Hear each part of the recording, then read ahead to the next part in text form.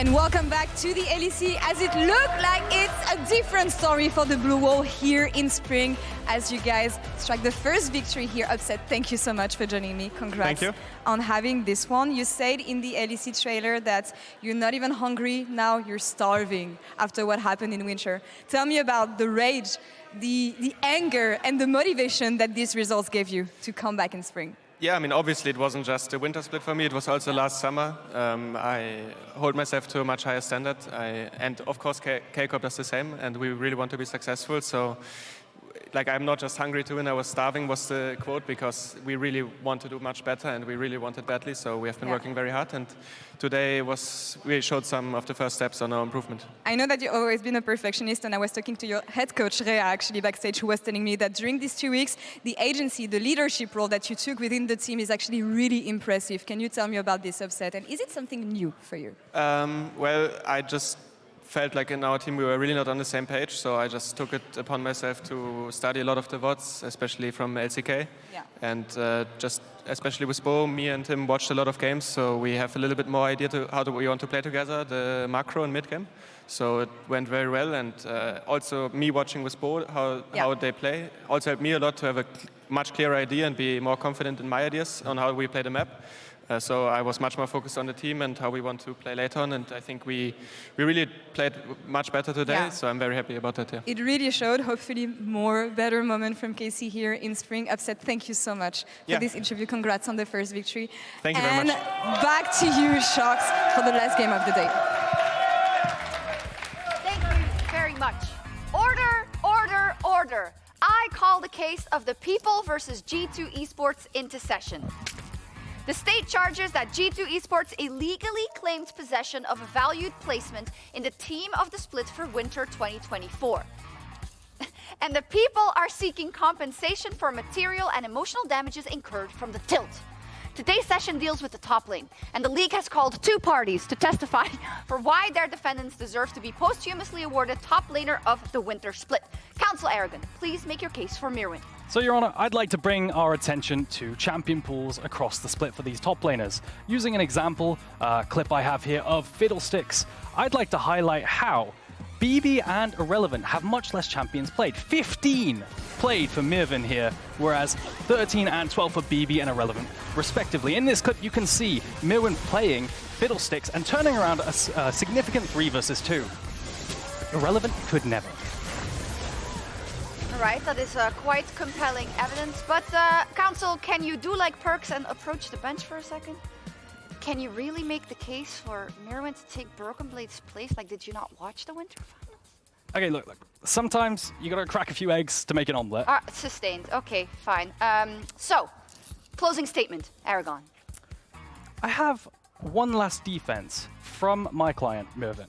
He said, and I quote, "I am the best because I listen to New Jeans."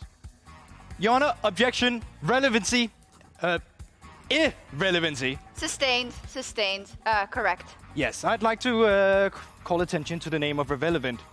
Irrelevant, the name, it is humble. Can you even pronounce it? Irrelevant, okay. The name, it shows he is humble. It shows that he is the one, as it is written. I'd also like to point out Exhibit A. Irrelevant is a complete 1v9er, as you can see in this Rumble performance right here. Perfect equalizer, I'm just saying. The evidence speaks for itself. I'd also like to draw your attention to the fact that Myrwn plays ranged top laners, and that is mega cringe. Objection, Your Honor. I'd like to offer a counter-argument. Yep. No, you. Oh. Your Honor. Okay, I'll allow it, because GB is a hella cringe. Final argument, Console. Damn it. I'd like to point out that the G2 players was allowed to vote in Team of the Split, and BB himself voted for Irrelevant. BB doesn't even think he's the best top laner himself. Shaking my head. Okay, I'd love to know what our jury, the audience, thinks and what happens in the game, so let's find out. Okay, I don't want to take away from the fact that BB actually can't vote for himself, and that would have been... that's a little bit of a... Yeah, it's kind of... New point. Yeah. But I think, at the end of the day, one thing that we can all agree on, regardless of how you feel about, the team of Winter Split, who you thought should have won, or who your favorite team is that Guldborg is hella cringe. Yeah. Easy. And, I mean, we the just need evidence speaks for something to, itself, yeah, you the know? evidence speaks for itself. We all need to unite behind something, and at least we have that. Just kidding, love you, Guldborg. Mad Lions Koi versus SK. Obviously, banger matchup. I think Mad Lions Koi, after their incredible winter performance, are the clear favorites here. But the matchup, as highlighted by the desk, regardless of who's going to play range or melee or whatever, Irrelevant versus Myrwn, this is going to slap. Yeah, this is going to be a banger matchup.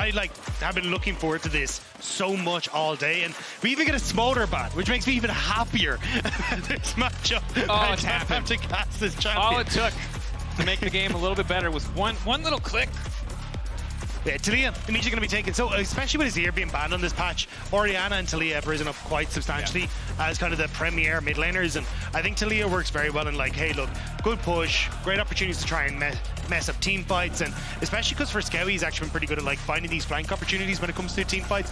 I think it's been really sick to watch him on something that can cause that disruption, have those moments to step up to the mark. And that's part of the reason I was a really big fan of his Gragas. You know, we saw that in his big Fnatic time. series where he was really almost single-handedly winning.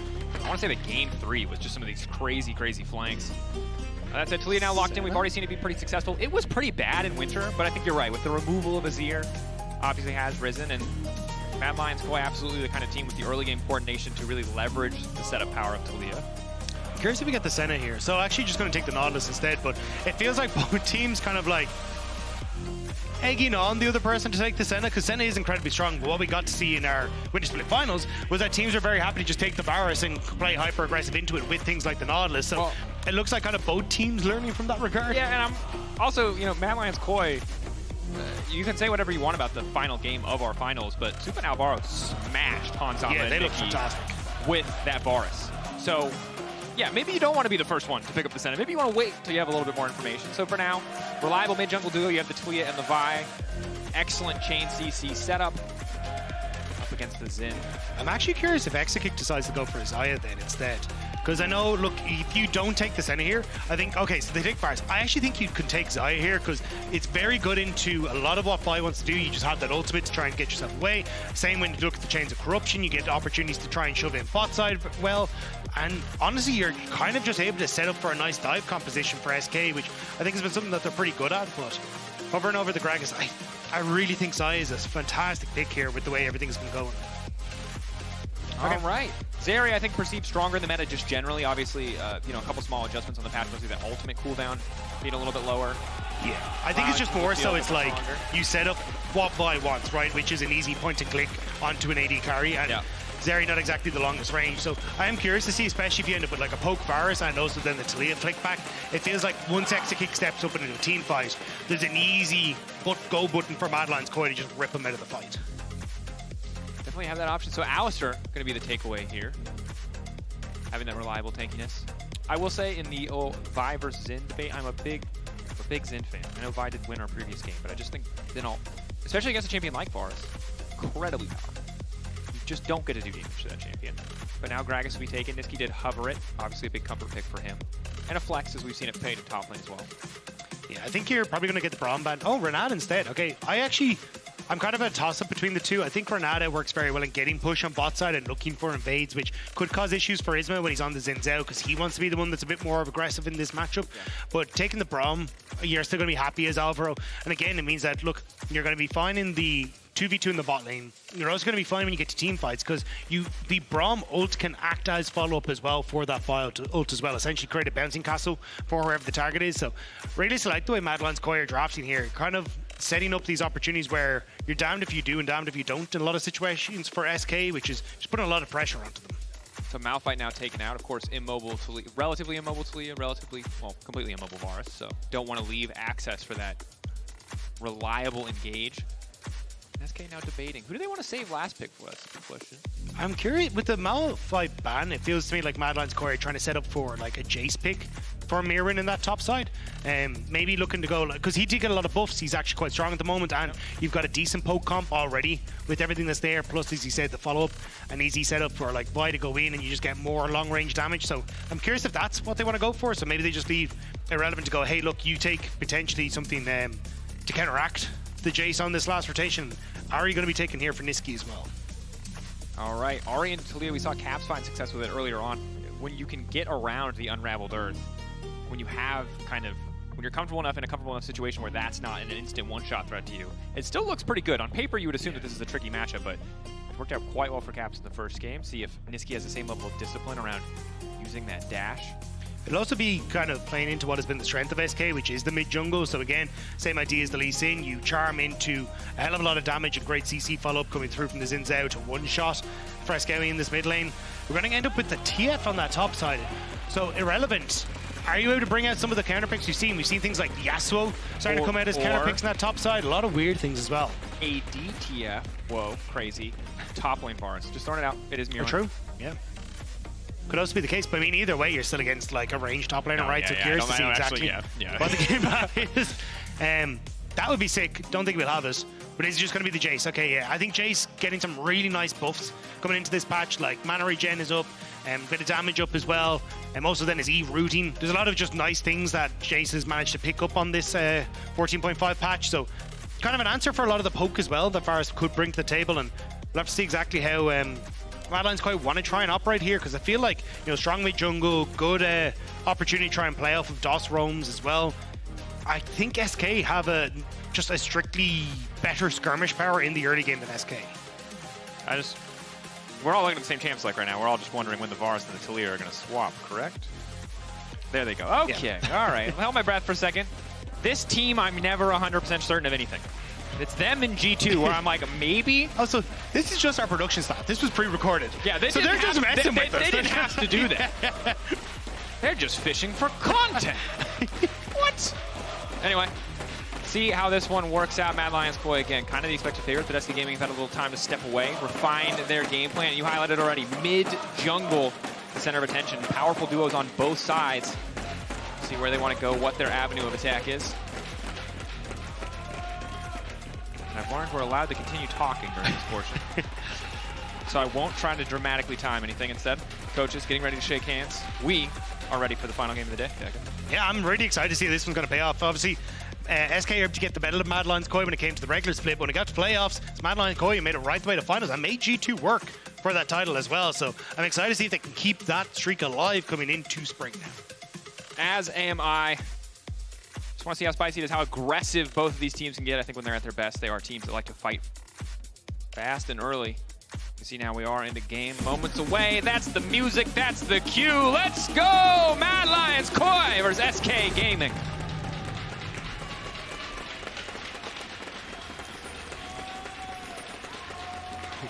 So immediately Mad Lions Koi moving up towards this top side. This is something that we got to see Medic talking about earlier on as well, which is whenever you get something like a TF in this top side, you want to try and get some early vision down, so then he's able to play a little bit more aggressive in the matchup. But only one member DOS matching, just placing an early ward there for his own top laner, will be cleared out.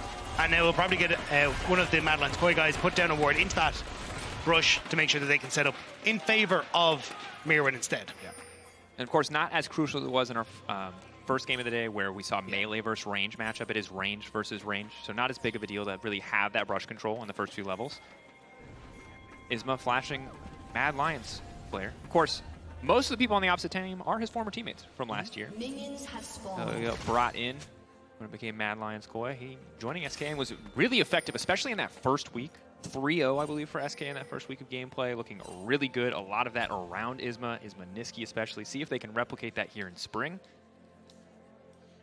They have the draft to try and do it, and then again leading that pressure into Exakick and DOS. Even one of the things we saw a lot from those first few weeks in winter was DOS roaming to mid to help out in that regard, and it kind of became like things like the Bard that he got known for. But all right, Hail of Arrows, hook out to safety is big, but Supa just going to start ghosting forward. They know that they're stronger at level 1. Exakick going to get stunned, immediately forced now to cleanse. They just keep walking in, another stack of concussive blows. Supa just continuously autoing. Exakick does not have the damage to respond. Alvaro gives up almost his entire health bar for 80% of both DOS's and Exakicks. And now you just get so much control on this bottom side. Supa can start to play up aggressive as well, just look to poke them down. And Mad Lions Koi, Supa, and Alvaro just immediately winning out on that level 1. And even look at where Isma is, right? He started on this bottom side of the map, so he's going to be moving away from this. Whereas when you look at Elyoya, he's making his way to this bottom side. Will be spotted off of a nice word from SK on the invade. But still, Exakick and DOS will be so careful here. Oh, this is so tough for Isma too, because he knows he has to cover here. There's no TP in bottom lane. If Exakick gets shoved out, he's just going to lose a ton of golden experience. He might not even get the chance. He barely ticks over to level 2, hits him with a thumbs up, but The only real advantage for SK is that it was 3 sums burned on the side of Mad Lions Koi to 1, and that's an early back timing for Exa. But with a cannon wave here, I think it's a necessary choice. Yeah, you can see immediately Supa and Alvaro spot that it's up, or at least have an inkling that it's up, so they're going to try and back away. Elyoya, though, on this bottom side, are they going to try and catch Exakick as he comes back into lane? I think the two of them could just walk in, try to force the 2v2. Supa's going to, in the meantime, get a lot of control. Hooks under the tower, but Doss doesn't have a lot of threat here. At least gets a bit of a chunk, maybe to sway the dive a little bit more, but here comes Exakick. Vault breaker in. Alvaro can immediately fall. That's the flash out from Exa. Does make it back into lane in the time. Isn't going to lose too much CS overall, but will be a little bit behind in XP.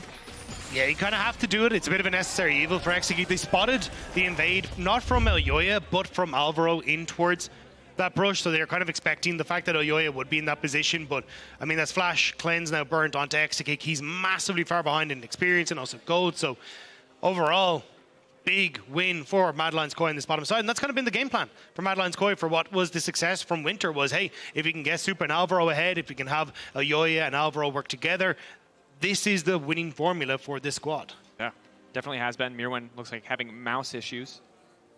Hopefully what you see on your screen tells the story. Technical support is there. They're turning it off. They're turning it on. They're troubleshooting. Meantime, of course, take a break.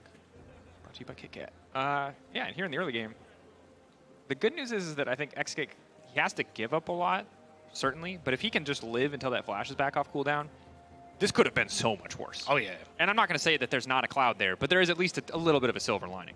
Yeah, I think the biggest thing is going to be how do you get the response from SK, right? Because we saw that at least Xin Zhao was up on that top side of the map, so maybe could look for some sort of counter push when it comes towards like diving something like the Twisted Fate, or you could also go for, hey, look, maybe top side isn't as much as we want to work out. We are going to try and play through mid-jungle and immediately try and shut down any sort of opportunity for Taliyah to get involved in this bot side. Maybe you can then use the pressure from Ahri and Xin Zhao to lean onto bot side and maybe look for your own reverse dive, although, or at least punish if Mad Lions Koi overextend in this bot side, because also they burnt a lot of summoner spells in that initial trade as well. So there are definitely ways for SK to try and play out of this position, but it is certainly a hole that is going to be difficult for them to try and play out of. But we can see on our mini-map, of course, in the paused game state, that there is a counterplay coming out from the side of SK. They are looking to set up on the top side of the map. When we get back into game, you'll get to see it as well. Of course, we are just working through those mouse issues right now. A bit of troubleshooting you saw there. You know, is it the USB port? Is it the mouse? Is it the cable? Is it the battery with the wireless mouse? Trying to make sure. We got more stuff in backup, so we'll get it. Game back underway as quickly as we can. Again, though, I like this from Mad Lions Koi, though, because one of the things I think I enjoyed the most about their playstyle was how aggressive they were, and they kind of slapped it into our faces in Winter by destroying Heretics in their own bot side jungle in their first game of the split. But coming into this, I think not only gaining a lot of fans from Mad Lions Koi with how well they played in Winter and then going into finals as well, but also silencing a lot of people that were doubting them, ourselves included. We know that the eBuy fans, the fans, you know, of the Spanish League, back Mad Lions Koi 100%. They were vocal about it. They were vocal when we didn't. But I think so many more fans who weren't familiar with this team's game, they know now. They're familiar, and it's impressive stuff. We are now getting ready checks moments away from getting back into game, hopefully, assuming there are no additional issues. And yeah, this is no longer, I think, just the Spanish fan base. It's starting to feel like a pan-European fan base. And it's also, again, like, there's going to be haters that are like leveraging more and more doubts at them, right? Like the new one I've heard is now the, oh, well, you know, they were already a team coming into this and other teams were trying to figure it out. But I think that is such a terrible argument against this team when you look at how well they played against G2, which has been a team for significantly longer. Yeah. So I think it's like, it's harder and harder to just say that these guys are some of the best we have. Had to relearn the game, so all these guys who are just coming to our league for I'm not a fan. I do believe that in spring, when teams have had more time, that there will be more, hopefully more parity in the league. Mad Lions Koi might struggle more to get as far as they did, because I think teams are going to have a bit more experience under their belt, a bit more time to build that camaraderie. But you know, I'm convinced at this stage that they're the real deal. How far they will go in spring remains a big question. It does start, you know, game by game. We're still waiting a little bit longer before we get in. Yeah, I think I mean, the fact that you've got incredibly strong solo, like the Myrwn looking absolutely fantastic on his picks. A lot of people were kind of talking about, look, it's BB irrelevant and Myrwn in that top conversation. A lot of people angry Alvaro didn't pick up support of the split as well. Like, there's so many good things that are going for it. And I think that's why when we look at SK on this one as well, it's like you kind of have to rewrite a lot of that narrative, because I think SK had a lot of this narrative coming into Winter Split at the start, where they, as you say, pick up the first 3 wins. Running. They looked fantastic. We were talking about like Isma and Nisqy look amazing. They're having so much control, and like even you could definitely say it was like Nisqy kind of piloting Isma to a certain extent, like how he wanted the game to be played, but that fell off, and we just couldn't get that same synergy from DOS working with them. We saw the frustration, I think, for SK and SK fans was, there were the weeks where they did really fantastic, and then they'd come in the next week and they'd kind of struggle. And it was unclear if it was, ego or overconfidence, or if there were just some things that weren't gelling in that week of scrims. But we didn't get to see that consistency from SK that we certainly did get to see from Mad Lions Koi. They were always playing in their game. Didn't always work out a lot of the times in the regular season, but looked better and better as the split progressed. Of course, we got ready checks, then we weren't ready, so the mouse has been replaced. You saw it highlighted on your screen moments ago. Now we will get ready checks again, and then we will hopefully go into game. But this is just that's just another episode of Euphoria, if I'm going to be completely honest with you. Except very focused on the 2 teams in front of us. But this is actually all I really wanted, was to just talk crap on Smolder for a while. Yeah, Smolder banned. God bless. Make terrible mama jokes. The thing is, we didn't even really prep any of them. They're just there. They're just so free. It's like just a layup, Yeah, I have to go back and watch the old episodes of the MTV show, Your Mama, to get all the jokes ready for it. Well, there was a bit of a dive on the top side. Myrwn respected, or not a dive rather, but Isma just showing face there, just making sure that his presence was felt, and Myrwn backed off. So that play fizzles a bit, but now the follow-up from Isma. Getting 1 flash at least out. 1 for 1 thus far from Myrwn, but this is a bit of a tricky situation for the Twisted Fate. Gold card will fall off shortly, and then there will be a window of opportunity for Isma to step in again. Luckily, that brush is warded. Myrwn knows that he just has to walk away. No TP on the top lane. Twisted Fate. Conventional choice, but one that he might get punished for here. DOS now on the roam up. Fresskowy, hook. Auto, spacing it out. Nisqy there with the follow-up, but no real angle to land the charm. That minion wave coming in clutch. It'd actually be nice, though, because that roam from DOS does mean that it's Nisqy who gets to push in the wave, so he won't actually lose any of the CS as he starts to go for the reset. Look, you'll have Fresskowy TP back in, but at least giving a little bit more mid-control there and getting something for the disaster that is Exakick on the bottom side of the map. But I think this is where you got to see Isma playing heavily through this top side. What can you try and achieve here? You got flash down for Myrwn, could look to go for another Reese play there.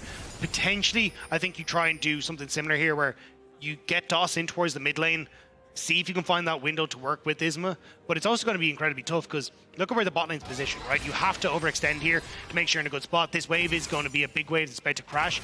And maybe on the bounce back, you can look for something, but you end up in a position now where Alvaro unlocked on the top side because Exakick is so behind. Pressure on DOS and Exakick to maybe get something done here. But of course, Supa's not going to really be able to walk forward. That wave is stacking, and will push in, but Supa not going to be able to approach it for a brief moment. Is Irrelevant now in trouble. 3 members on the top side. That is going to cost him his life. Irrelevant. They just get knocked down here. Gold card locked in. Kill going to come through. Myrwn picking that one up, and first blood for Mad Lions Koi. Of course, once 3 members got revealed on the top side of the map, Exakick and DOS started getting a lot more aggressive onto that wave, but for now, Supa not under too much threat. Walking back under tower, so there's not much of a counterplay here for SK. No, they're just trying to zone Supa off the creeps and the minions. And actually, it looked a bit funky because DOS didn't end up throwing the hook, but I think he didn't want to take creep aggro and actually mess up the pushing wave there, so we'll be able to continue, actually set up the freeze here on this bottom side. Isma now roaming down to ensure that, although it looks like they might be pushing out, so might just be the Dragon in trade for the Void Grubs that are taken from Elyoya on the top side. Avoiding the vision of the Scuttle Crab, of course, now the notification will come through that the Grubs have been taken, although there was already a ward there from SK, so they had relatively perfect information. SK still doing what he can to try to keep Supa off some of these creeps. With this game, though, it feels like whoever kind of gets these early leads is going to be able to snowball incredibly well, right? You've got both sides wanting to try and play outside lanes. Elyoya got a face check here. Right there, Elyoya, Vaultbreaker going to get interrupted. There should just be a quick and easy kill pick up. Elyoya flashing back to safety, needs a bit more time for the Vaultbreaker. Nice wall coming from Fresskowy. Nisqy immediately going to fall up, though. Dashing in, finding the charm. That's the angle, but he goes back into the unraveled earth. Fresskowy still living for far too long, and Supa is untouched. That's not the lethality bars. His lethal tempo. And he's matching the pace of the game well. Double kill coming through for Elyoya. And SK looked like they were going to be able to just easily trade for that Dragon, but MDK were having none of it. The fact that Elyoya managed to flash in the pit and survive with no one in SK able to finish him off, he's able to come back in, and Mad Lions Koi, they're getting everything. And that was so close to being a little bit better for SK. The way that it starts, we're going to watch on the backside of this fight. Nisqy, getting caught by that unraveled earth. Fresskowy living for so long. Yeah, I mean, Exakick coming in And this is where I thought they'd just move into the pit to go on towards Elyoya, but Supa being able to come up, Fresskowy, as you say, being able to separate the fight, and going over the unraveled earth here for Isma, and also then getting Exakick caught on as well, which means there's so much damage, and Nisqy just better form of operation when it comes to target selection in that fight as well. Made things very easy, but... Frustration on the face of Swiffer. And I think that realistically, when you can't with the Nautilus just one-shot someone to start a fight, you're always going to get outvalued by the Braum. You saw there how much work concussive blows did, how difficult it was for them to do much of anything in the face of someone who could just walk up, and when Zeri doesn't have ult, you're body blocking all of her damage output. She doesn't have the luxury of hitting priority targets. You see there, Unbreakable comes out, 2 quick stacks, not much more, and Nisqy now getting further ahead in this game. Yes, there's a Drake for SK, but Nisqy would prefer the 1.8k complete. Yeah, again, wave going to be frozen here, potentially. Yeah, there you go. Just hold it there. Make sure Exakick and DOS have to try and overextend to try and go for this, and just make things uncomfortable. You can see the gold lead opening up on that bottom side. Exakick not really in a position to step up here because Supa has access to level 6, whereas Exakick is only halfway towards it. And Alvaro can very quickly jump onto him and follow up on that. So you got to play it very safe now for SK. Yep, taking their time. No cleanse for Exakick as well. Maybe they can start to push out a little bit more. And also, no real information on where Elyoya was. Not sure if they, spotted him next to the Grom. But always have to give that respect to the enemy jungler. SK and Elyoya ready with the setup. Nisqy can't quite see the ulti cooldown. I think he's got it. Yeah, I think this is where it gets hard for Nisqy and Isma because you don't win the 2v2 anymore with Elyoya being this far ahead, but still, we'll run into Isma here. Isma upping the 3-talent strike. Going in on Elyoya, flashing forward to block the ball breaker. Really confident they've got the damage to make this work. Excellent use of the ulti to stop Fresskowy from contributing. Shut down on Elyoya, and oh, that Mad Lions flare feels a little bit different now. Fresskowy ended up using his full combo in the mid wave, and that's immediately where Isma was like, hang on a second, you won't have any sort of follow-up now on this, so we can go for this pick onto Elyoya. Nice flash to block the vault breaker, and now leading pressure up towards Myrwn on this top end. Wave's about to crash. Myrwn's got to leave. Myrwn running, already behind an XP. You can see the gold just now barely in the favor of Jayce. The only reason it was even close is because of that kill and the Twisted Fate passive, so irrelevant. Despite the success of the early gank on the top side, much goes in with the gold card. Fresskowy now looking to follow up irrelevant. When he can form swap, gets a bit more movement, so you're trying to sidestep on the unraveled earth. Is going to get knocked back there. Gold card now coming in from Myrwn. Irrelevant should just fall here. Big pick for the side of Nisqy. Good roam timing to get up towards that top side, but Supa alone. Ghosting out. DOS flash forward for the hook. Clean flash from Supa. Patience, waited for the cooldown before he did it. Still those Nisqy who were using Fresskowy's ultimate really well around the map. Look, pick goes across, but Elyoya have to get back up towards that top side. Now Supa, ulti coming out, Ghost still there. Alvaro can stop any potential follow-up. There's no play to be had here, and DOS steps a little bit too far forward to walk around the wall. Luckily, the hook can take him out to safety, but the ult follow-up is there. DOS thought he had the angle, but Alvaro is there just in the nick of time. Just about able to get in to block everything, and then the setup as well. And now, Exakick might be in trouble. Can he over the wall? That's concussive blows. There's no way to get out of this one. Exakick running away. Void Grub's now getting taken down. Elyoya gonna grab that as well. Everything going in the favor of Nisqy. I mean, nice play there to actually set up. You get the cleanse and the flash, but Exakick may still be in a lot more trouble because you still got Fresskowy who has push and mid, might be able to try and roam down towards this bottom side. But again, it's just the bot lane from SK getting massively punished. And Nisqy, they're starting to rectify Myrwn in that top side with the pressure coming through from Elyoya and Fresskowy. And honestly, this Taliyah pick has been huge for Nisqy. Like twice now, we've seen big, impactful ultimates coming through from Taliyah. Yeah, looks solid thus far. Yes, like a moment where they overstepped the mid lane. Good that Isma and Nisqy recognized that opportunity, but so Taliyah starts to get further ahead and she starts to fight a little bit better for lane prio here. It's going to be that much harder for those opportunities to present themselves. But now walking down. Vision control is here for the side of SK. Exakick is already reset. I think they will just be able to grab this one. Nisqy, though, notorious. Even if they come to an objective late, they are always ready to contest. They're behind on this one. Myrwn already roaming down. No Destiny quite yet. Irrelevant does have TP. DOS hook not going to connect. Nisqy, bit of a spectator Drake. Are they willing to commit to the fight here? Myrwn walking back up. Nisqy just commit a little resources just to see if there's a moment of opportunity there. Alvaro cleaning out the ward.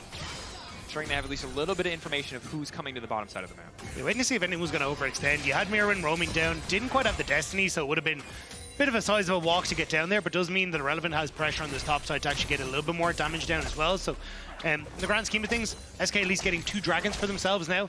They're going to be in a relatively decent spot when it comes to their decision making now, because even though we're kind of looking at Mad Lions Koi dictating the pace of this game, if you have the 2 dragons for SK, they can start to ignore that, play up towards Irrelevant when it comes towards that 3rd dragon, get some more plates there, maybe even look taking a mid tower for themselves as well. So I think SK have ways again to just try and slow down the pace of this game and find windows of opportunity for them to gain these little advantages and close that gold lead. Definitely do. Myrwn, though, getting closer to that first item. While Relevant's going to pack more punch in the trades, you know, we just expect the TF wave clear to get that much more effective. Maybe start to pressure, or find some pressure if we can get some support from the jungler to help clear the push out. You can see Isma covering the push out there for Irrelevant on the top side of the map. Again, Myrwn, no teleport, will be forced, I expect, to use the Destiny back to the top lane. But for now, Irrelevant happy to just have that plate. Really winning out in this 1v1 despite all of the pressure that has come topside from Mad Lions Koi. 2 kills, 2 deaths for him. He's still favored in the 1v1. Yeah, I think, I mean, Irrelevant has been absolutely fantastic all year long, and even over the course of last summer as well in season finals. But DOS now going to find Elyoya. Elyoya has to be careful here. Hook connects. Alvaro there to cover again. Leaps in, unbreakable. Right on time. Elyoya caught out though. Fresskowy. Nisqy onto the backside. Nice flip back on multiple members. Exakick now locked up the Zindan, now trying to come in to punish. Multiple members still standing. Elyoya trying to make it out of safety, but it's Nisqy finding the kill. Supa though ready to fire back. That's 1. DOS returned. Nisqy, 1 charge. Has to be careful. It's not the lethality Varus, it's the on hit. Multiple stacks. Nisqy not going to dash out. Charm does land. Foxfire there as well. Exakick now ready to follow up. He's going to parkour over the wall. Myrwn waiting off to the side. Destiny Gate is available. It's so close. These teams so willing to fight. Ghost and Flash available for Myrwn. Does he want to pop it? Isn't flicking through the cards, so everyone would just back away. But Mad Lions Koi biting off a little bit more than they could chew in that one. They tried to go for the play in towards the enemy jungle, but Supa wasn't in position. Exakick to come across first, and we get to see it here where it ends up very messy because Fresskowy tries to come across to help out the team get the Unraveled Earth down, but his positioning makes him an easy target then. I mean, it's a good flick back, but Exakick is already here, and a lot of damage coming through in this choke point onto the members of SK, and yes, you get 1 back for Supa, but if he'd been there at the start of that fight, it could have been fantastic, but unfortunately, just not quite there for Mad Lions Koi. Yeah, a bit tricky. Myrwn now knocking down that top lane tower. We'll see what they want to do on the side of Mad Lions Koi with Myrwn, where they want to assign him when it comes to lanes, setup. Nisqy hitting the thumbs up. He knows he's on the wrong side of the map. I don't know if that's going to save his life, however. Weaver's wall coming in. Mad Lions Koi want to keep going for this. Unraveled Earth is there, but Nisqy's just going to walk out. He's finally going to dash. He has just enough time! He's just styling on him. I was going to bring up the rivalry, but now I feel like I might have to. Nisqy, Elyoya. All right. Punished there. Heads up play from Nisqy to dash in, knowing that he would get stunned, but knowing that it would give him enough distance to dash again. Yeah, I mean, the top buff working. The fact that Mad Lions Koi tried to invest that much into killing an Ahri. As you say, Ahri not only was a good heads-up play from Nisqy, but it's incredibly difficult to lock down Ahri because of that ultimate. It means you give full control to SK onto that top side of the map. They pick up the Rift Child, you get the kill back in your favor. Yes, you lose bot tower, but when SK are the ones playing from behind, that's a big win for them. Definitely. Of course, have to respect the pressure of Mad Lions Koi, though. They have the 6 grubby buff, but it is Herald now to the side of SK. See what they can do with it. They need to get more money into the back pocket of Exakick, because that is going to be a big problem as we get later in the game, because, you know, on hit Varus, once he's got 2 or 3 items, he can't just walk in. Yeah, but the problem is that for Exakick is exactly comparable to Myrwn on the top side when you look at their items. Like, they're kind of in a similar position where Myrwn just can't really be a threat on side. So Nisqy in a good spot now on that top end, even with the armor, and may even look to prove it here. Charm connecting. Malignant's there as well. You're going to Destiny Gate out to safety, but I think he's just going to run you down. Nisqy 3-0-3. It all goes back to that first play. Fresskowy and Elyoya just a little over-eager. Isma setting up that kill, and he's just been snowballing ever since. And now you've got a winning matchup on side where Nisqy can look to threaten onto the tier 2. Doesn't have the ultimate available, but still has TP, so could try and come in. Myrwn, nothing up for him. So looks like Nisqy going to spend that goal instead, finish off this Seeker's Arm, the Zhonya's Hourglass, and look to TP into this fight. Seekers for now. See if he wants to full commit or if he's happy to have the active. What the next item is going to be. You expect maybe a similar path to off the caps. Lichbane would also feel pretty good in a game like this with so many squishy members on the opposing side. SK moving in. They've got Nisqy on the flank. Supa walking right into the waiting arms of Nisqy. Surprise, surprise!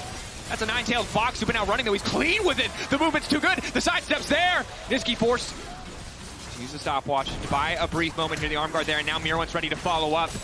Nisqy almost had the kill. He should have had the kill. The knockback is there. Mad Lions Koi just refused to give up in the fight. I cannot believe that Supa made it out. Supa made it out. Nisqy had to dash away, and Exakick wasn't in a position to try and help him out, so now it's actually Mad Lions Koi off the back of Supa having that hero moment, who are going to be in a position to go for Dragon. And we just said, look, for SK, third Dragon is their position to go, hey, we won't fight. We'll actually look for a play elsewhere. We'll look for a moment to like take towers, get in a position better on the map stays.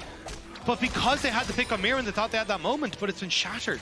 Yeah, and again, Mad Lions Koi are a pretty solid team when it comes to macro. Yes, G2 remain kind of a cut above, but overall, they're pretty good. They have clear early game plans, their mid game solid. There are some hiccups here and there, but these individual moments are something that they always have across games, regardless of the game state. Just keep your eyes on Supa. Yeah, I mean, the fact that Supa doesn't go down is insane. Exakick is putting all of his damage into Alvaro, thinking Nisqy has the kill, but Supa being able to sidestep that second half of the queue, he's easy able to walk away. And SK have overextended then into this position where Isma ends up falling.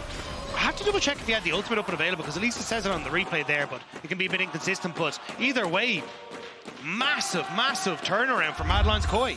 Warren, it's got to be frustrating because, again, Nisqy's your most fed member. If he just finds that kill and comes back to the fight, that feels easy. But Exakick is so far behind that his damage is irrelevant. And yes, Myrwn is also behind, but he has CC. He can be impactful. And I feel like this is just so tricky now for SK to play out. The good news is they have Herald. They can cheat priority a little bit with this push and just break open mid. Curious to see if they can try and keep the Herald won't get a second charge. Mad Lions Koi in too much position. Myrwn even starting to run down as well. Has that ultimate available if he wants to, but at least you will get map pressure, as you say, for SK here, where they can try and push out these side lanes and keep some opportunities in mid lane for Exakick to farm. But I think for Mad Lions Koi, disrupting this Dragon stacking, getting into a position where you're going to have two items coming through for Supa fairly close, and just the opportunity to look for picks off of the push from Supa in this jungle is going to be massive. Lockup is there, unbreakable follow-up, flick back as well. Isma in trouble, trying to make it a safety, but Elyoya's there to cover with the Vault Breaker. A quick pick and a kill donated over to Supa. And again, this is exactly how Mad Lions Koi want to try and play this composition. You've got the Taliyah, use that opportunity with the Vi to find these picks. And look, Nisqy does have pressure on towards Myrwn on this top side, but he has to find Myrwn, and he might here. Dash forward, Charm going a little bit wide. Nice side step coming in from Myrwn. Gold card as well. Nisqy, how far does he want to commit? Myrwn's living. Oh my, you know, I can't. I love BM. I'm sorry, I do. I shouldn't, but that's good. I like the emote confidence. Mad Lions Koi, separate Exakick. He'll be up top out. It's going to be fine here, but the tower will fall. He'll be able to hop out, and also, of course, he runs right into the wall. Luckily for him, there is no follow-up. That could have been a death sentence.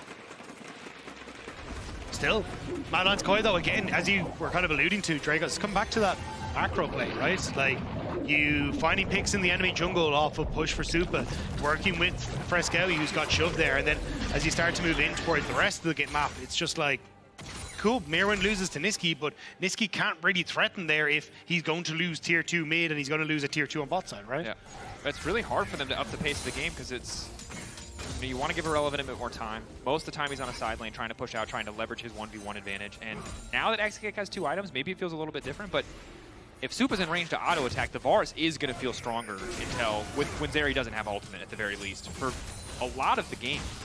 The problem is as well as that you're losing tempo here. It's the SK are at least falling behind in tempo, and that's where Mad Lions thrives, right? That's why I was saying whoever wins this early game kind of is going to have control over the entire game, because you can look for picks like this combo of Vi plus a Varus ult, Vi plus Taliyah, Vi plus a Braum concussive blows makes it very difficult for SK to try and connect. Here we go. Ulti over the wall connecting to Nisqy. Fresskowy with the flip back. Does he have the damage to finish the kill on his lonesome? It looks like he certainly does, but Nisqy still dashing, flashing, dashing out again with the gold card! The necessary range, just barely able to get it. Stun now coming in. Again, Dosh barely able to grab the hooks. Excellent pick from Mad Lions Koi, catching SK when they're skipping steps in the setup. That's it. Irrelevant was pushing in bot side, and they were like, cool, we know we've got this advantage here. Let's try and play off of that. But immediately Mad Lions Koi are like, cool, we're going into your topside jungle. We're going to find the pick. And the second they do, I wasn't sure if they want to try and turn over for that Baron, but still not feeling 100% about pushing that Baron. Instead, they'll be happy enough to just take the objectives for themselves. And Irrelevant will be sent back. And Myrwn finishing that rapid fire cannon right on time. Just barely able to grab Nisqy. Big shutdown to him, and now the gold in his favor. Well, again, you look at the itemization and the dueling capabilities, you know Irrelevant could come out on top of the 1v1. It's so much more about the utility and other members of the team at this point. Varus, Supa, still 2.1k gold ahead. We'll see what Exakick, you know, when he gets IE, if he feels powerful enough to take these fights, but it's so tricky between TF, between Taliyah, between Vi, between Braum. It's like, how, we talked about it in draft, but how do you actually play this game as an AD carry? Yeah, it's absolutely miserable. And this is what I was kind of saying, like, I don't fully agree with the Zeri pick just in this scenario. Like, if you're Xayah, you can contest mid-push, you're fine to play a little bit more aggressive because you have the ultimate, but for Exakick, it's just super difficult. Now, I don't think it would have fixed what happened in the early game, to be fair, but yeah, this is just a bit unfortunate. Now Madeline's Coil grouped up. Side lane, not really a pressure point for them. Dragon in 10 seconds. And Myrwn can just look to take pop shots like this. Roots there, but they found the pick off onto the side. Nisqy again caught out. It was so good early in the game, but now Madeline's Coil ready to punish. One dash back safety. Nisqy still living! Lock into the iron to Laure just to barely keep him alive. Blinking health bar now. Exakick is on the Jayce, and this is how you do it! If you split it up, if you watch them waste their cooldowns and not finish a kill, the Zeri can finally find a way to fight. And Nisqy's been barely surviving so many of these plays. Managed to get chopped down by Myrwn in the last one, but escapes away in that one. Gives the Baron now for SK. The TP could come through, but he's just gonna let them take it. Madeline's Coil will get their second dragon, but huge play from Nisqy. I cannot believe SK managed to bring that one back. And just a slightly off timing on the Zhonya's Hourglass. 2.5 seconds, it's burned into your brain. Most players, you get it on feeling, you get it on instinct. Sometimes you're a little bit off, and this time Madeline's Coil a little bit off. Could not finish that kill. Good recognition from Elyoya to find the flank, to spot the flanker, to call this out. But the second you do not finish this kill, it all turns against you. Yeah, and again, it's just you don't quite have enough damage to kill Nisqy. Elyoya going in that little bit too soon, so Nisqy's able to escape away in the backside. And I like the idea from Nisqy initially. It's like, look, I need to be a flank. I need to try and threaten Supa in these team fights so we can escape away, but just not being in a position or getting caught out in position could have been a disaster, but somehow, some way, he manages to weasel his way out. Shout out to you personally, SK Jersey. That's that fan. I like that. I like that passion in the moment. That's how we feel. We're like, what? Excuse me? So Nisqy should have died. That was today's episode of I Shouldn't Be Alive. But Will managed to survive, and now SK pushing in. How they use this Baron is going to be big, and for now, just barely holding on to that HP bar. Madeline's Coil not confident to overcommit there. Don't really have the information they need. The second that we see the Jayce on top side, though, maybe they feel a little bit more comfortable to invade and contest some of this vision in the jungle. Yeah, I think it's just going to be a case of trying to push Nisqy back so you can get these sides pushed out. But again, with SK having now control over the map, it becomes more difficult for Madeline's Coil to find these picks, right? So this is why Elyoya going on a bit of an adventure. Here we go. Can catch Nisqy. No flash yet. First you don't succeed, try again. Just dash to safety. Ghost coming out. It's a red card lock. That's a bit of an oopsie, but I still think it should be enough. Nisqy dashing. Has Zhonya's a little bit extra movement speed. Elyoya just waiting. Shouldn't need to use the ult here. Flick back is good from Fresskowy. Clean pick on the bottom side. In the meanwhile, SK though immediately going to punish. They have a Baron buff to tier 2 guaranteed, but luckily the Braum really stopping that mid lane push. Yeah, I mean, at least you will still get one pick for SK onto that topside tower, but losing Nisqy alleviates a lot of pressure for Madeline's Coil in the map because they just have the number of advantages to start to push out. So nice job by Madeline's Coil to just catch SK as they're trying to set up and making sure that this Baron buff just isn't going to be as relevant as it could have been. Absolutely. Exakick, we saw Upset in the previous game go for IE. It looks like Exakick is going with the Navori instead. I'm not going to pretend that I know the man. They're both IE-esque items. So we'll see what his damage output looks like after that. But you can see, even though in a perfect world you would have been able to punish and grab 2 tier 2s there, the Braum, the fact that Supa is so powerful really stops SK from leveraging multiple pressure points. So yeah, as you highlighted, credit to MDK for mitigating a lot of the Baron impact here. The Baron power play, the Red Bull Baron power play that you see right there is essentially just the gold you get from Baron. A lot of members of SK showing on the map though, which is why you're seeing Madeline's Coil really start to contest this bot side play. I think this is where SK are starting to slump a little bit, which is waves aren't being synced up. Exakick is just shoved in mid, MDK able to deal with it as Nisqy's able to deal with that top side. We got Dragon in 2 minutes time, so you're kind of losing your opportunities here for SK to get the map state in a position where you're happy with it. And when you've got the Kraken Slayer ready to be completed for Myrwn, he suddenly becomes still a big threat in these fights. Or sorry, not the Kraken Slayer, the what's the slowy one? I can't think of the name of it. Oh, Storm Razors. That's the one. I was lost. There it is. Thank you. Thank you. I'm glad you figured that out on your own because I did that thing where I spaced out and thought about something completely different, and then I heard you ask me a question, and I was like, I just got transported back. I'm like 14 again in high school, half awake in my first period class. The same thing happened to me It when at one of the finals we had where I saw an old friend and they were waving at me from the stand and I was like, oh, cool. And then Sjokz tossed me a question on the analyst desk. I was like, I wasn't listening, I'm sorry. I was like, You're a humble man, Dagda. At least you admit. That's important. What's interesting is, despite the fact that the gold is now neck and neck, it still feels like SK Gaming are on the back foot. Now, of course, Nisqy first out on the map, already had the vision control really set up. We'll see if SK start to feel a little bit more confident to force here. They do a battle at the mid lane, though. Alvaro stepping up, cleanse, double value there, but not going to be enough to keep Exakick alive. Hook back from Dawson's big, but now Isma's going to be the one in trouble. Myrwn just jumps in and finds the CC. Nisqy over the wall, wants to get a bit more damage back, but it's just not enough. Elyoya flashing in because it blows. Man, Braum is powerful. Nisqy got no way out that time, and Myrwn hits him with the yawning Teemo. He knows he did well. Exakick didn't have a chance there. He got hit by the stun, he cleansed, he then got stunned the again. Var assault and the stun, and immediately got stunned And the thing was, even if by some miracle he managed to survive all that, Elyoya was just going for him. He almost been tossed in there as well. I would like, you know, that's a moment in comms which is just like, Zeri, Zeri, Zeri, Zeri, Zeri, Zeri. Just you don't need to say anything else. Care. And I thought, you know, maybe once when you're able to block multiple sources of CC, you feel good. You know, that's a WoW Arena classic. They stack their CC, big mistake. No, they still managed to make it happen. And Exakick, not respecting. Excellent use of the slow there. Nisqy even with the thumbs up in the back, as Exakick just got completely caught out there.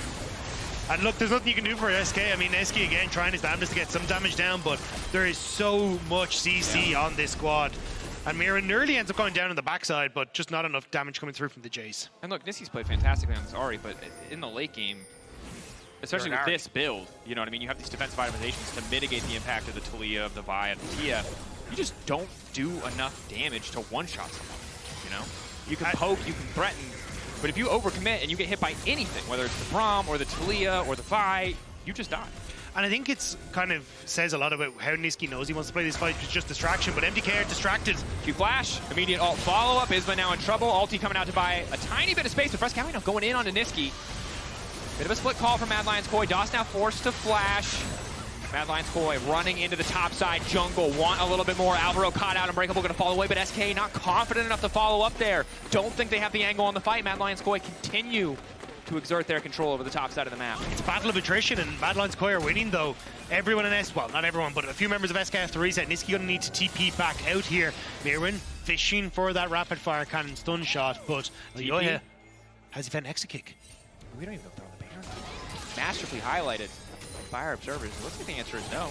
Gold card onto Exa. Elyoya over the wall! No, no! I think we've seen this one before, but this time Exakick manages to stay standing. He's just continuing to auto. Exakick going over the wall, but he goes right into the waiting arms of Nisqy! That was too damn far! He could not get away with that one. Red card going in. Wanted to go for gold, but felt it more appropriate to hit him with the red, and Nisqy now can turn their sights right back to the Baron. Exakick wanted to lead them south, but instead he led Nisqy directly to the Baron. Nisqy, that was nearly going to be a, hey look, you know, the first movie works out better than the sequel, but Exakick goes that little bit too far forward, doesn't try and play in behind his carries, and like this here, like nice job to get over a wall. You've got some setup here from SK to try and keep them safe, but I think if you just play in behind Nisqy here and Isma, you can try and play for this fight, but instead ends up going that little bit too far forward and ends up giving over the kills. Irrelevant, also a little bit late to the fight, because you just don't have the power, the gun power you need in that fight. You can see head coach expressionless, fans elated. I mean, Supa, Mr. Reliable in that fight, 7-0-6. This guy is a menace. Whether it's the lethality Varus or the on-hit Varus, he's making it work. And Exakick, you know, in the moment, blood in his eyes, wanted to make those plays happen. But, like, that's a double 80 carry backline. And yes, the TF damage output isn't that threatening, but you have to be ready to play front to back against this composition. The flank is...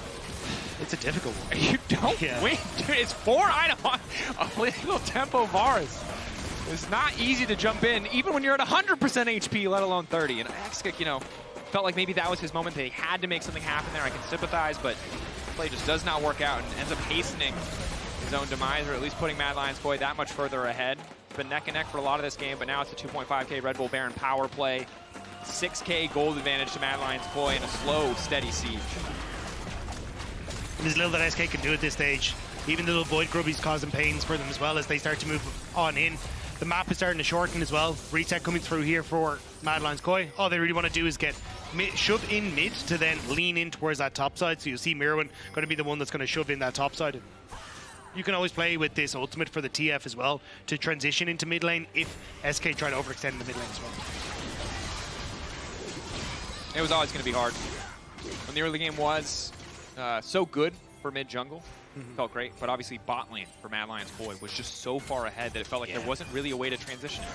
You know what I mean? Yes, Jayce is good, the poke is good, but it's just hard to get on top of the enemy team. It's really hard to do anything other than threaten with an empowered shock blast. And when the Zeri is this far behind, you just don't have, you know, Nisqy's holding the baton, praying he has someone to pass it to, and it's just not there. As Exakick once again getting caught out. Isma looking for the follow-up for now. Exakick, though, remains safe on the backside. Supa now legendary, but the Braum just body blocks the autos, and Supa gets to do whatever he damn well pleases. Finally, SK will find the kill. The shutdown is there. Nisqy trying to make his way out of safety. No follow-up damage means he gets another charm down, but that's 4 members of Mad Lions Koi, and Nisqy dashes into them. Goes Golden. Gets to see his own demise in slow-mo. It's a double kill for Mad Lions Koi. They're just too damn far ahead. They just don't have anyone tanky enough to deal with the onslaught of Mad Lions Koi, and especially Supa in these fights. It was nearly Exakick escaping over that side wall and maybe being able to turn that fight around, but you can see Isma has to try and body block everything, and he just doesn't have it in his health bar. And honestly, Braum just outscales. Look at how much damage Alvaro is going to block you. Exakick just wants the 1v1 with Supa, but he can't even auto-attack. Yeah, and you can see there, Exakick hits over the wall, could set up for a decent spot, but I mean, Supa, because there's no real threat onto him, is just able to walk forward, finish off Isma, and then Nisqy and Irrelevant, they're doing good work here. But there's just very little that they can do. Irrelevant can't really get into position because he's just not able to, again, tank Myrwn's stun or even the damage that Fresskowy could have if he gets the flick. So Irrelevant trying even at the end of it to get in melee form, maybe bring down the hammer to end Elyoya, but just ends up walking away instead. And Nisqy trying to get back what he can with the dash in. Alvaro and Supa are ultimately taken down, but that's a 4 Mountain Soul. Knockback there from Alvaro. SK really want to get this pick, but if they spend any more time, they can find this team turned around on them. Myrwn waiting in the darkness. Destiny a few seconds away. Clearing out the vision. Meanwhile, bot lane pressure point must be responded to by Nisqy, Mad Lions Koi. Deary have advantage, but have to be careful here. Supa.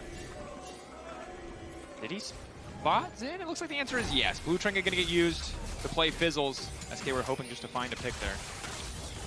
Gonna have Nisqy starting to try and roam over, see if maybe they can get the numbers advantage again. He's walking over so much vision on this bottom side of the map, and yeah, it's just SK just running out of opportunities here. And for Mad Lions Koi, they're doing a good job of not really letting them go for these plays, right? They kind of realize, as you said, Alvaro is going to be tankier, Elyoya tankier as well, then Isma. So as long as we are the ones playing aggressive and in this 5-man stack, we are going to be able to win. So just don't let them find the pick. That could potentially turn this around. Exakick hopping over the wall, making sure he doesn't get picked himself.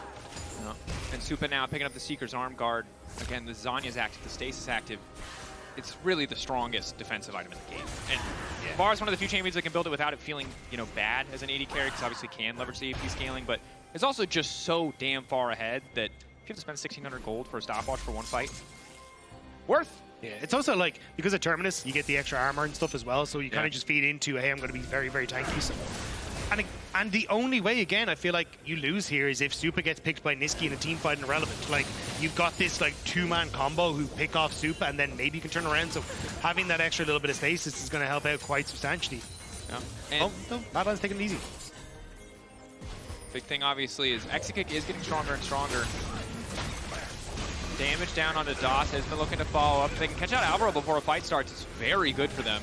Taking Unbreakable out of the equation makes Exakick's life easier, but Isma's already been caught out. Nice blast cone out to safety and a potential pick on the side. Keep your eyes on Supa on the backside of the fight. Flash out from DOS, but he's bringing the bar assault into the rest of his team.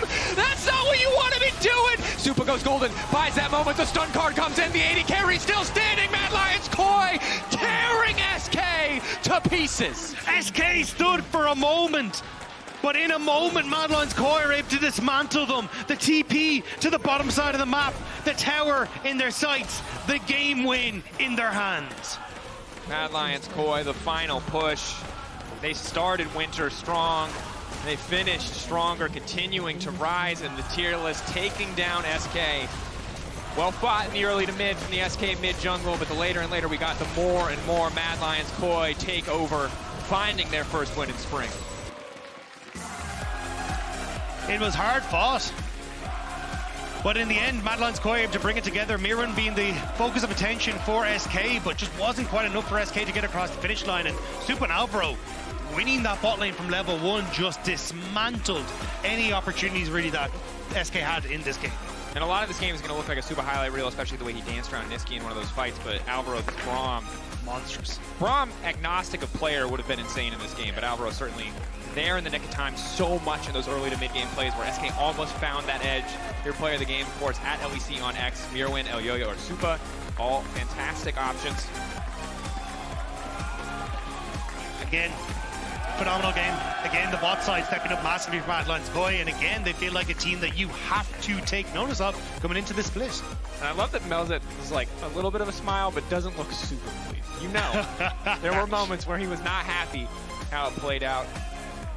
That pressure on the players. And obviously on the opposite side for SK, a tough first game, still plenty of time to bounce back. Yeah, I think that's it though. Like for SK, I think it's a bit unfortunate that we didn't get to see how productive that mid jungle could be, because I feel like that was kind of where their strength lay in a lot of what we got at the start of winter. And I thought we'd get Nisqy and Isma working towards, hey, let's take out Fresskowy and then lean into bot side to keep that bot side a little bit safer. But tried to play through top side, just wasn't quite enough. And they'll have to go up against Ginex tomorrow. Bit of an easier opponent. We'll have to see how they do, especially as Ginex losing earlier to Karmine Corp. Yep. On the upside then for Mad Lions Koi, it's a rematch of our finals going up against G2 tomorrow. That is going to be an absolute banger. I'm so ready for that one. It is just a best of one in a regular season, but it will be good. It will be entertaining. I'm not going to tell you what it means in the grand scheme of things. It might not mean much.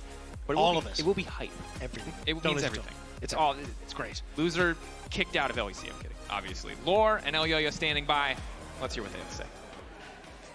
Thank you so much, guys. A lot to say, of course, about Mad Lions Koi. Banging return here, Yoya. Thank you so much for joining me. Amazing first game. Tell me about the break and how you utilized it. Yeah, I mean, for us, this break has been a bit short since we have only had like even less than a week. So I think what everyone in our team has tried is to disconnect as much as we can. Okay. Like we have tried pretty much avoiding league, even though some of my team didn't. Really? Okay. I did at least. Like Nice. I tried to avoid it as much as I could because we only get 1 week to as a break. So for me, yeah, that's pretty much what I did. I just was with the people I like around, and that's it. That's nice. I mean, perks of making finals and being successful, I guess, here. Talk me through finals and what came after that, because I remember the painful interview I had with Alvaro. At the end, of course, he was disappointed being a rookie in this situation, but what were the learnings from winter? I would say mostly we had some really clear learnings from this split that mostly would focus on practice. Like most of the blame that at the end of the split would be that if we would have practiced better, we would have taken the title for sure home. Okay. So this is, I would say, that what we are trying to change the most, and I would say that so far we are doing a better job than previous split. But it was really rough feeling watching my teammates, all of my teammates down and even crying, some of them. So I would say that this is also something that keeps us more hungry coming into this split. I mean, of course, the hunger of coming back, of striking back and beating G2, hopefully this time again. You mentioned something that I found really interesting. Again, these players were really inexperienced, and having you as a leader, I feel, could have helped in moments like this. When your teammates fell down after finals, the disappointment of not winning finals, how were you able to help them? Well, I've lost more finals than them, so yeah, I could tell them that at the end, like, now it's hard to see because obviously, like, clearly you're really upset because you didn't win a final. Yeah. You lost one, but we made finals in our first split. How much we improved, and there is still many more years coming. Like, this is just the first step that if we do things better from now on, we are not going to have to experience this feeling again. And in a way, it's also better that we lost it, because if we just win it on the first split, maybe it comes to our head, we have too much ego, and in the long run, maybe it would have been worse. Not like we did it on purpose, but, you know, like... No, but I agree with you. I feel like this is how you take things for granted, maybe, if you win too fast. You were mentioning practice and how you can improve this. What is your vision of what makes good practice, Yoya? I would say trying to mimetize what you do on stage, like having the closest to a stage practice would be the best, since at the end, what we care is what we play here. I don't care if I play really good in screens, but then in stage I don't show up. So we try to make it as similar as we can. And I would say that has been our main focus. And that's your main strength. Also, I feel the fact that you're fearless and that you always go for these plays. But if I may, I feel like in Winter, people underestimated you. People put you last in tier list. People didn't expect you guys to perform. You guys made finals on your first splits. Things are going to be different now in the league. I mean, for sure. I think now teams are way more hungry for us. Like, they are not going to underestimate us. And as I said, I think this just shows how much people don't know about League and they talk. Like, this is just a really clear example of people having no idea and still talking. It happens in every job. In League, you get to see it because of Twitter. And I think we just proved them that. Yappers yapping, always. Which is something people said about the all-pro team in Winter. A lot of discussion around maybe some of your players who could have been put in this list. Anything you want to say about this? Or I know we don't care too much about what people say, but any player that you would have loved to see in this I think Alvaro deserved to be there, and Razork. Okay. That is like, not Mad Lions, but still I think he has his best. A brother. He has had his best split so far from his whole career, and yeah, he was the best jungler for sure last split. He deserved it. I love the support that you bring to other players every time, Elyoya. Thank you so much for this interview. And congrats on winning the first game. Thank you, fans, for sticking around, of course. And Sjokz, back to you for PGL. Thank you so much. This is so cute because earlier we had Razork and we showed a picture of Elyoya and he said something like,